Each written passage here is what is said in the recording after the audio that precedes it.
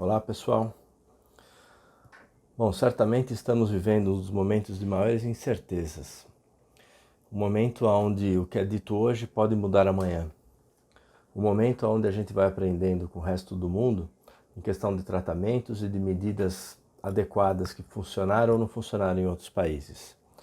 Isso nos traz uma série de incertezas, tanto aos dirigentes de escolas quanto às famílias e aos alunos.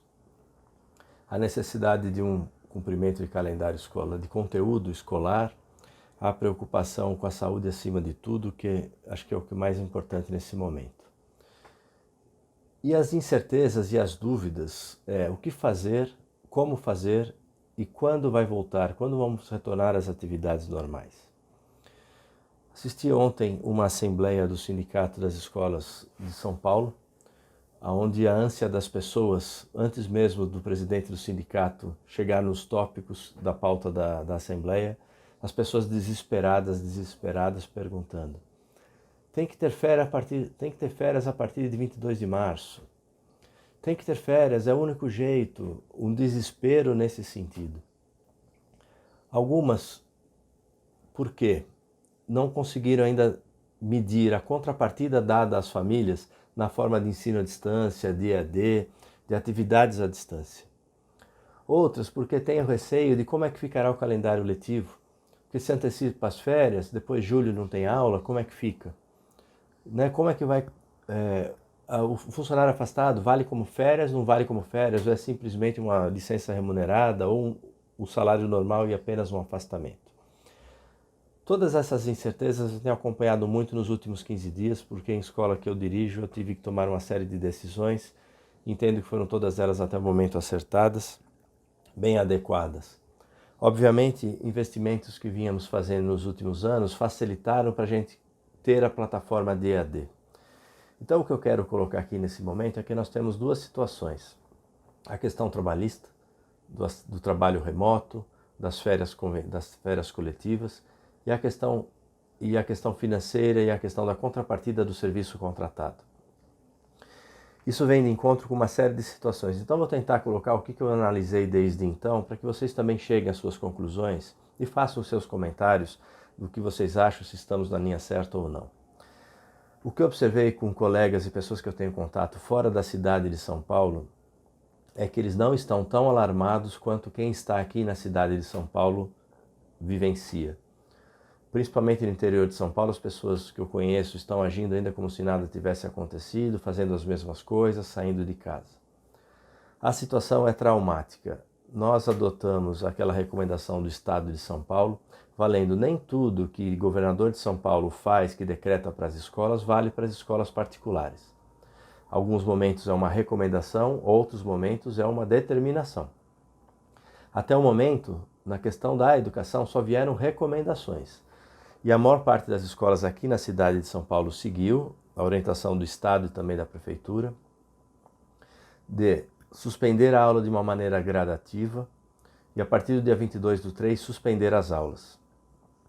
Veja, uma escola com 1.000 alunos, tendo 200 funcionários entre funcionários e professores, a medida de suspensão da aula já tira daí 1.000 dos 1.200 no total. Ou seja, praticamente 80% das pessoas já param de circular no seu bairro, na sua comunidade, usando menos o transporte público. Isso já tem uma medida bastante eficiente. Mas e os outros 200 que ficam em atividade na escola? Veja, qual atividade? Se há necessidade de gravação de conteúdos, de interações entre a equipe de tecnologia e os professores, alguma medida até se demanda, mas boa parte dos serviços podem ser feitos de acesso remoto. Nesse momento, afastar os funcionários que todos estão realmente muito preocupados, eu acho que é uma medida adequada. Nós planejávamos trabalhar dessa forma gradativa, né? E na quinta-feira, logo a partir de segunda-feira já não veio quase nenhum aluno, na quarta-feira vieram 3 e na quinta-feira já não veio nenhum aluno. A partir daí, então, entendemos que o nosso plano de transição gradual foi feito, suspendemos já as atividades e dispensamos toda a equipe técnico-administrativa e os professores que durante a semana passada e esse ano já foram tendo a oportunidade de trabalhar em casa. Já foram aprendendo, alguns que já não usavam plataformas tecnológicas, foram aprendendo, um ensinando o outro. Então esse momento tem sido um momento de transformação. Professores analógicos começaram a fazer suas aulas e começaram até a se encantar, até pelo retorno que começaram tendo de seus pares e certamente terão dos seus alunos a partir de segunda-feira. Professores que são extremamente articulados, às vezes quando liga uma câmera, às vezes a boca trava, segura um pouco, foram se desenvolvendo. Aprendi no marketing que é melhor feito do que perfeito. Se a gente for buscar a perfeição, a gente nunca acaba fazendo nada. O importante é que é um momento que tudo aquilo que as escolas vêm colocando e que aqueles professores líderes de tecnologia, mais nativos da tecnologia, conseguiram colocar com uma facilidade, esses outros professores mais, como eu falo, analógicos, estão conseguindo fazer um trabalho muito interessante. Alguns da área de literatura, por exemplo, conseguiram que autores de livros paradidáticos façam vídeos para os seus próprios alunos. Então, o que as escolas devem fazer quem já tem uma plataforma de EAD, como as universidades que têm plataformas de EAD maravilhosas, com grandes estúdios, tudo é muito mais fácil. Quem está na metade do caminho, como boa parte das escolas, tem que adaptar e usar as suas plataformas de relacionamento com os alunos para conceder conteúdos, para colocar sugestões de trabalho, de pesquisas, indicação de links, recomendação de livros. Mas o importante é haver a interação, haver esse contato. Então, o que eu vejo que vai ser deixado um legado muito importante é esse legado da tecnologia, do desenvolvimento, da experimentação, e os professores eu tenho vivenciado isso, tenho ficado muito orgulhoso de muitos dos professores da escola que eu dirijo. Com o trabalho maravilhoso da nossa coordenação e da nossa direção pedagógica, temos indo muito bem. Mas vamos à questão, antes dessa parte da tecnologia e do ensino à distância, que eu entendo que é o momento das escolas mostrarem verdadeiramente os seus diferenciais. Os pais de alunos vão saber qual escola que a tecnologia estava no discurso ou qual escola estava na prática. Entre eles, vocês sabem que eles são muito vaidosos com a escola que seus filhos estudam. Nas redes sociais desses alunos, eles vão acabar um contando para o outro o que cada escola tem feito. Portanto, as escolas que não têm a tecnologia, não têm a possibilidade de fazer esse ensino EAD, vai ter alguma dificuldade aí no próximo período de matrícula, é o que eu prevejo. Certamente, eu vejo que algumas estão bastante adiantadas, algumas não sabem nem por onde começar. Existe uma série de ferramentas que estão sendo disponibilizadas por plataformas como Google, por empresas de marketing educacional, plataformas de ensino à distância. Tem disponibilizado alguns recursos e ensinado o beabá de como abrir um canal do YouTube, de como gerar uma aula, de ideias de atividades. Esse não é o único caminho, mas certamente nesse período que não está sendo ainda considerado férias de professores, ainda é considerado dia letivo, é muito importante que haja esse tipo de preocupação. Na questão do dia letivo, como é que fica? Veja, a CLT, a consolidação das leis do trabalho, enfim, ela diz o seguinte, que para a férias individual de cada funcionário, esse tem que ser avisado com 30 dias de antecedência, o que não há tempo hábil para isso, correto?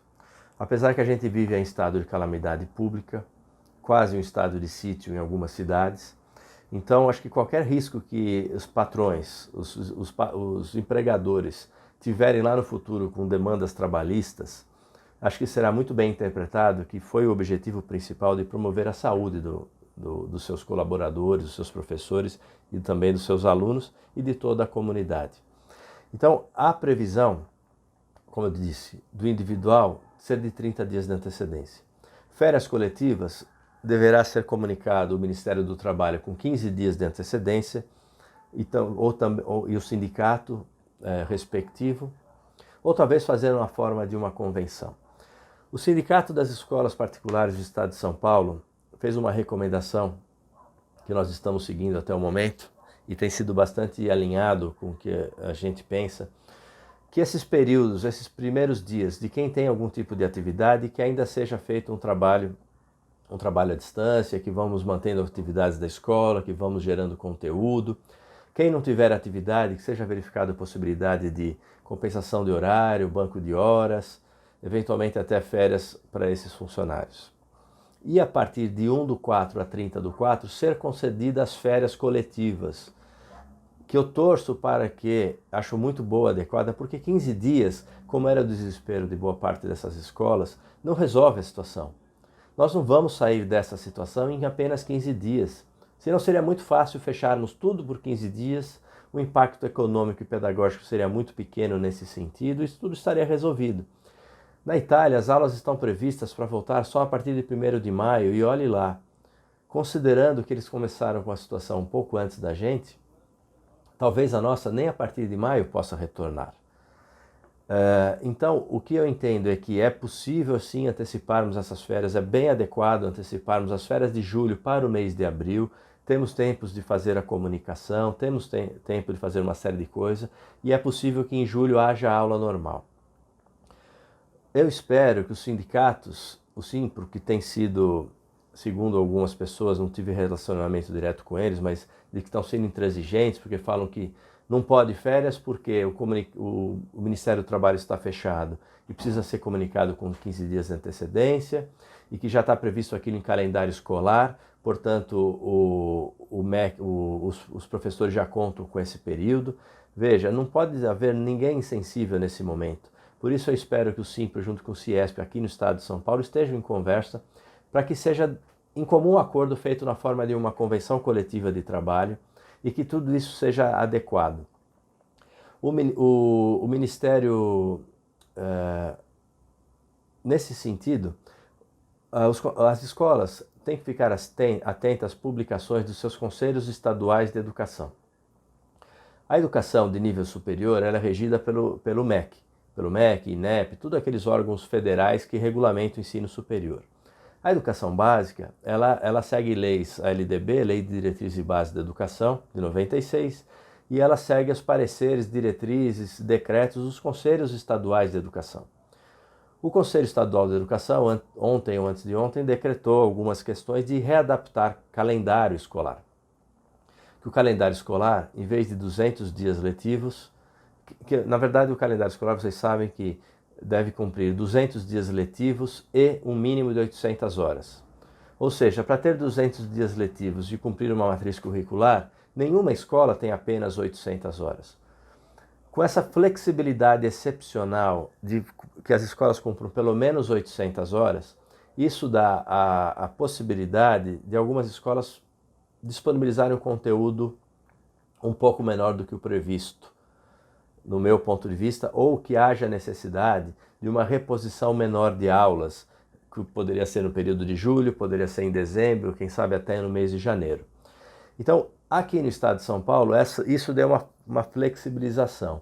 E o próprio MEC e também os conselhos têm regulamentado que poderá ser considerado como ensino à distância mesmo as escolas que não tenham atividades, plataformas para isso.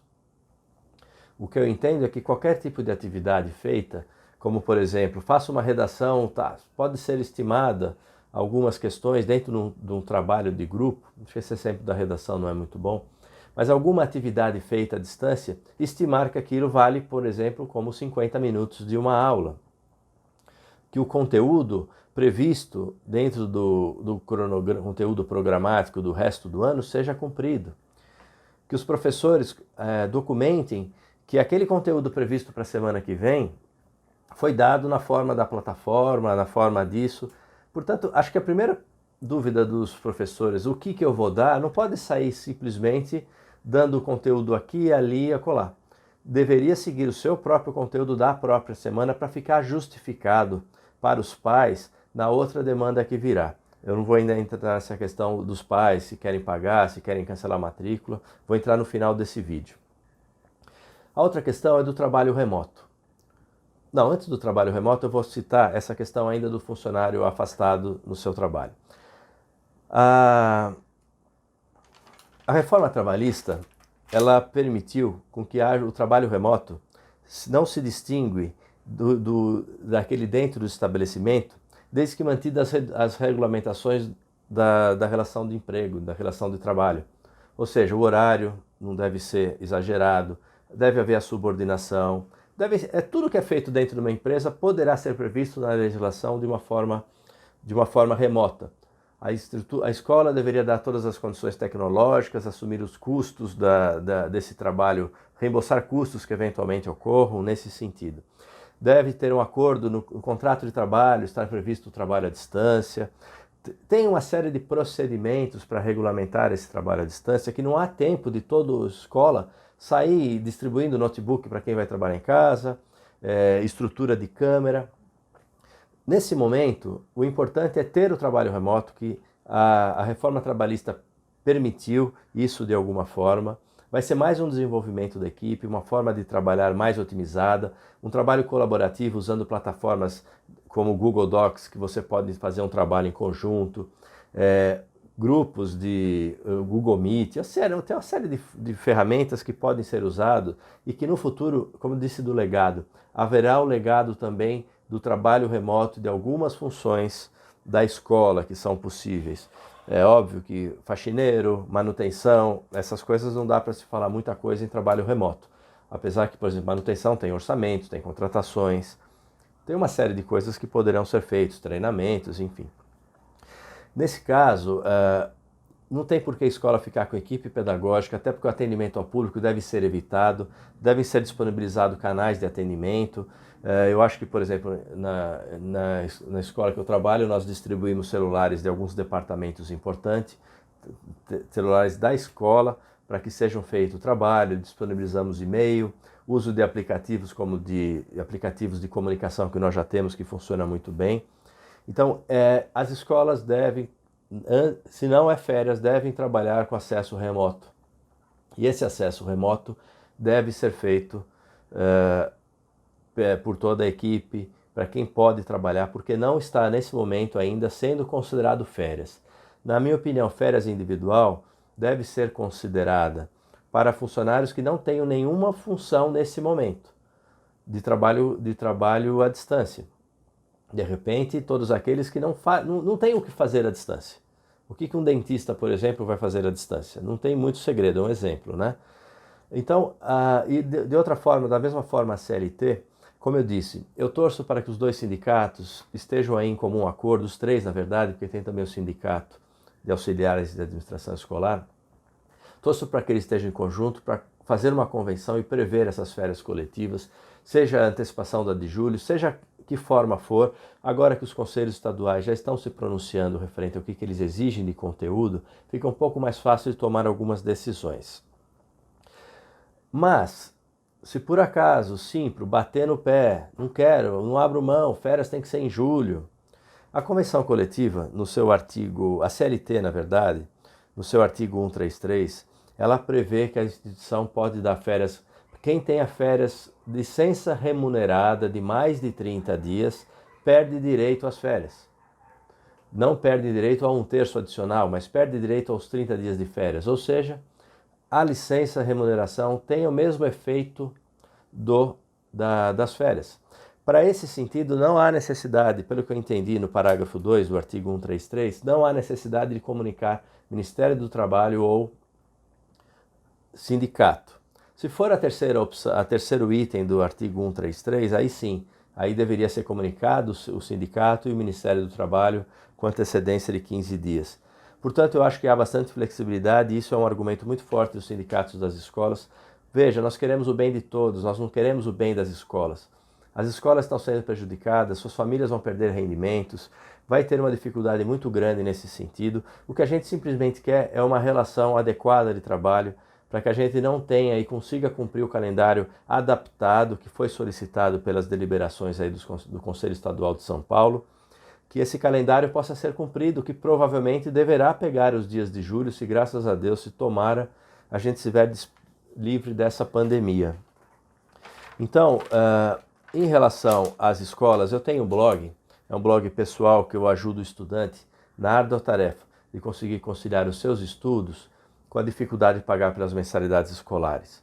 O foco ali é bastante ensino superior e alguns pais já têm me perguntado ali, a escola pode cobrar mensalidade nesse período de pandemia? Então essa pergunta e essa preocupação de muitas famílias e de escolas que eu vi ali nos comentários dessa assembleia do CIESP, de que pais já estão cancelando matrícula, de que pais já estão fazendo isso, aquilo. Bom, vamos lá. Nós, como escola, temos um contrato com as famílias de que as famílias deverão nos pagar uma anuidade, normalmente entre 12 ou 13 parcelas, e que como contrapartida nós devemos oferecer um conteúdo baseado em 200 dias letivos ou 800, de acordo com a legislação. Os cursos regulares, educação infantil, ensino fundamental, ensino médio, ensino superior, nós vamos cumprir esse calendário, senão o aluno não pode ser promovido de série. Ou seja, a contrapartida nós iremos dar. Que não sejam 200 dias letivos válidos, que eu acho que quem trabalha com EAD tem condição sim de oferecer 200 dias letivos. Quem está oferecendo plataforma tem como justificar, exceto se exceder a muito mais do que 30 dias de férias e muito mais do que 30 dias de suspensão, aí acho que seria um problema um pouco maior. Nós vamos dar a contrapartida, portanto não há que se falar em reembolso de valores, em compensação de valores. Onde eu vejo que há alguma fragilidade é em cursos extracurriculares, em adicional por período integral, em contratos de alimentação, que ali, além do serviço não ser prestado, porque provavelmente não haverá possibilidade de ser feita uma compensação, acho que ali as famílias podem ter argumentos muito fortes nesse sentido. E eu ainda recomendo que não tomamos decisões antecipadas desde já, porque a incerteza de quanto tempo isso vai levar, isso pode ser uma incógnita. Na escola que eu trabalho, eu não a cobrei para o mês de abril as mensalidades dos cursos extracurriculares. Não é nada que vai impactar severamente nos custos, na receita, e então nesse primeiro momento, até para ter um pouco menos de demanda de situações de pessoas reclamando, começou a ter essa situação. A partir do momento que nós não temos o atendimento presencial, deveremos começar a receber notificações de cancelamento de matrícula por e-mail, por aplicativo, e que eu acho que talvez em algumas situações isso tenha valor legal. Eu tive um cancelamento de matrícula ontem, a gente estava fechando a escola, veio uma pessoa cancelar uma matrícula da educação infantil, dizendo que vai mudar de país, de cidade, porque é um refugiado, enfim. Eu não acredito que seja verdade que vai mudar de país, mas a educação infantil, o cancelamento dele se faz, é o direito dele, fiz lá o cancelamento, mas se essa pessoa voltar depois das férias, ele vai ser cobrado de algumas outras questões. Talvez eu vou cobrar o resíduo da anuidade, talvez eu vou cobrar uma nova matrícula, talvez eu vou cobrar esse mês, porque se a pessoa agiu isso de alguma forma não vou dizer de má fé, mas usou isso como uma oportunidade, e nós como escola dificilmente vamos conseguir abrir mão de despesas com folha de pagamento, apesar de haver uma flexibilização aí do Ministério do Trabalho, da Economia, de haver acordo para que não haja desemprego em massa. Nós, até esse momento, vamos manter os custos, vamos honrar as folhas de pagamento.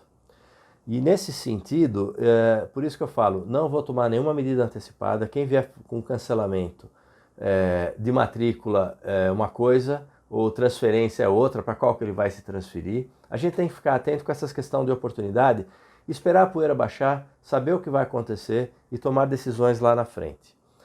Obviamente, o impacto de antecipar as férias, que é uma ideia que eu achei muito válida do CIESP, tem um impacto econômico muito grande em algumas escolas que não estejam preparadas financeiramente para antecipar toda uma folha de pagamento no mês de abril com mais um terço. Então esse impacto econômico também pode ser verificado com as escolas se elas estão preparadas para antecipar esses recursos. Nesse momento, eu acredito que todos estamos aí. Ontem essa assembleia ao vivo tiveram mais de 1.000 pessoas ao vivo na live. Esse vídeo já foi visto por mais de 3.000 pessoas. Se alguém quiser ver o link, eu vou colocar aqui nas descrições do vídeo, para quem estiver vendo esse meu vídeo no YouTube, que foi uma assembleia que eu não achei que não precisava ter sido uma live, porque não foi dada oportunidade para responder nenhuma pergunta. Então, a característica de uma live é haver interação com o público. E não houve nenhuma. As pessoas, muitas devem ter ficado bastante descontentes com o encerramento abrupto da Assembleia, porque na Assembleia presencial sempre há oportunidade das pessoas disponibilizarem o seu tempo nesse sentido. Nós, como escola, apesar de haver fragilidade do trabalho remoto, a gente não pode ser... eu acredito que nenhum juiz de trabalho, com qualquer demanda na Justiça do Trabalho de funcionários que se julgaram que não foi cumprida as regras claras do trabalho remoto, tudo que nós estamos fazendo está sendo para zelar a proteção de todos, dos alunos, dos colaboradores, dos professores, da comunidade e também a atividade econômica, para que a gente possa também fazer frente às folhas de pagamento. Sem uma atividade econômica, sem a justificativa de um trabalho à distância, fica muito difícil você conseguir uma remuneração de um trabalho de uma anuidade. Tá? Para as escolas que ainda não fecharam, eu acho que deveria ser levado muito em consideração essa hipótese, principalmente fora do estado de São Paulo e no interior. A CIPA, a Comissão Interna de Prevenção a Acidentes, tem responsabilidade nesse momento. Tem que rever o que pode ser feito, além daquilo tudo básico de higiene, de cuidados que a gente já tem feito. Convocamos a nossa CIPA e verificamos, por exemplo, que a moça que serviu o café de departamento em departamento podia ser um vetor de transmissão, sendo ela ser contaminada ou contaminar.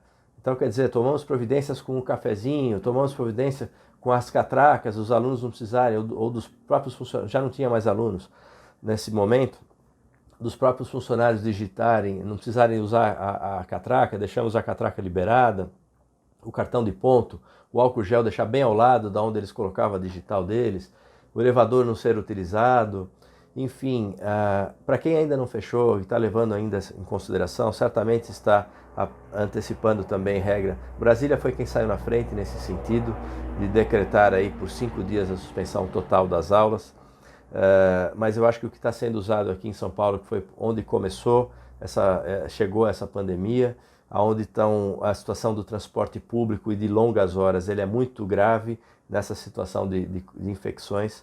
Então a gente não pode ser omisso e expor as pessoas à doença contagiosa. Então acho que essa responsabilidade, acho que o maior risco que uma instituição pode ter é ser considerada omissa e culpada nesse sentido de alguém ter uma doença contagiosa.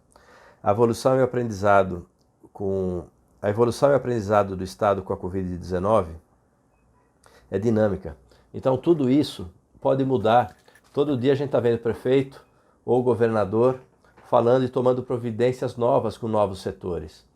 Aqui em São Paulo, a partir da segunda-feira, dia 23, foi proibido toda a atividade de comércio, exceto padarias, alimentação e medicamentos, em resumo, supermercados, enfim.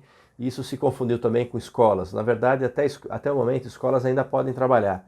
O que elas não podem, o que elas não deveriam ter atendimento ao público, apesar que não estão proibidas. O setor de serviços ainda não foi afetado, porque realmente o comércio emprega muita gente e o transporte público é o maior risco. Portanto, eu acho que todos vocês em outros estados, em cidades do interior, devem levar muito isso em consideração. Deixa eu ver algumas anotações que eu fiz aqui, se eu esqueci de falar alguma coisa. Então, cada um acompanha aí os Conselhos Estadual de Educação de vocês para ver o que vocês vão ter de adaptações. Aqui em São Paulo, como eu já falei, a readaptação do calendário escolar que será feita, os conteúdos documentados e principalmente esse conteúdo de EAD. Torço aí que os sindicatos estejam em acordo. Segundo a CLT, tem o artigo 133 e 139 que tratam de férias e de férias coletivas. As escolas, essas decisões, num momento desse de pandemia, para a gente resguardar, a gente poderia ter tomado 3 decisões. Uma decisão sozinha, da escola para toda a sua comunidade, um acordo individual com cada funcionário, com sua equipe, ou um acordo coletivo. Eu acho que quando a gente caminhar para um acordo coletivo, acho que nós devemos tomar as decisões sozinhas de o que fazer e torcer para que o acordo coletivo seja costurado. Eu acho que um mix entre essa primeira opção e essa terceira opção, ele seria muito bem-vindo. Tudo para zelar para a proteção de todos. Então, eu não sei se vocês têm alguma dúvida, se têm alguma preocupação, se puderem relatar aí o que vocês estão fazendo nas suas escolas para que outros aprendam. Eu acho que esse momento de união entre as nações, entre os países e entre os professores, durante esse tempo que a gente foi aprimorando o que a gente já tinha de ensino à distância. Eu vi coisas muito bonitas na minha escola, de alunos ajudando, professores se ajudando, sendo colaborativos, de compartilhando conteúdos, ideias e sugestões. Deve-se tomar o cuidado de não confundi-los, de não, de repente, se caminhar por um caminho, por exemplo, vamos fazer transmissão por Google Meet, e de repente entrar uma ideia de fazer por Skype, ou que faça no seu canal do YouTube próprio. Eu acho que quando todos esses conteúdos forem consolidados na plataforma da escola ou no YouTube da escola, tudo isso vai ficar muito mais importante como um legado. Enfim, eu acho que